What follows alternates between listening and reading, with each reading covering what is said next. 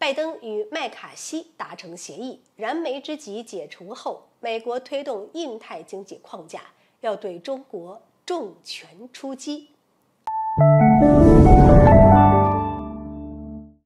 各位好，欢迎来到新乐锐评。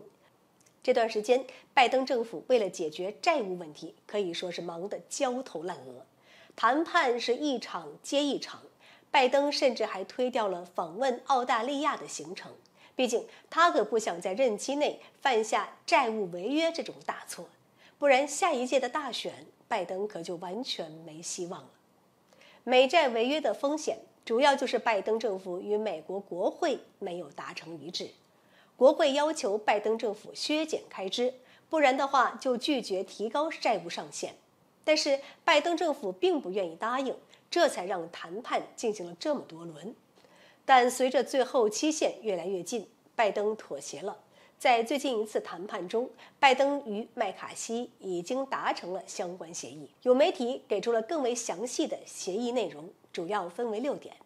第一点，社会福利，收紧领取政府救济金的资格，例如某些年龄段的人员不能完全依靠政府救济，必须要满足一些工作要求，但这对无家可归人士以及退伍老兵会更加宽容。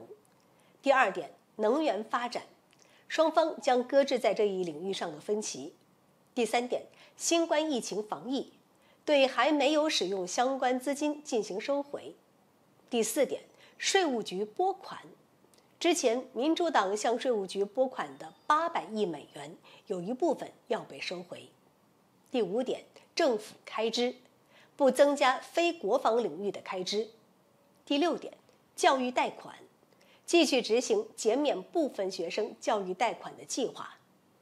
因为这项协议只是2党高层达成的原则性协议，还需要各自说服本党议员，才能让投票顺利通过。从时间上来看，拜登政府是赶在了最后时刻，毕竟离最后期限没几天了，而相关手续则需要在这期间完成。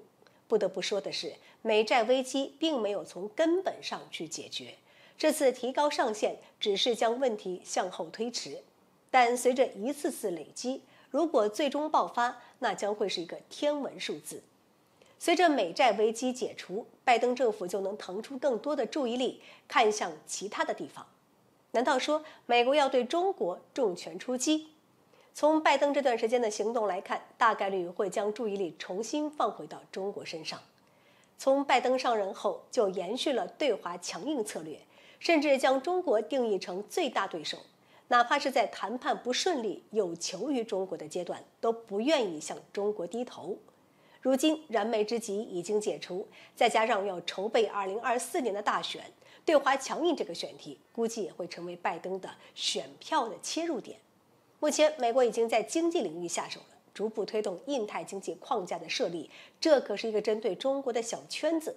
美国的目的就是想借助这个小圈子对中国经济造成打击。虽然目前还处在设立阶段，但它的设立将会对中国造成一定程度的打击，中国还是需要小心行事。好了，本期节目就到这里，欢迎各位点赞转发，留下您的精彩评论。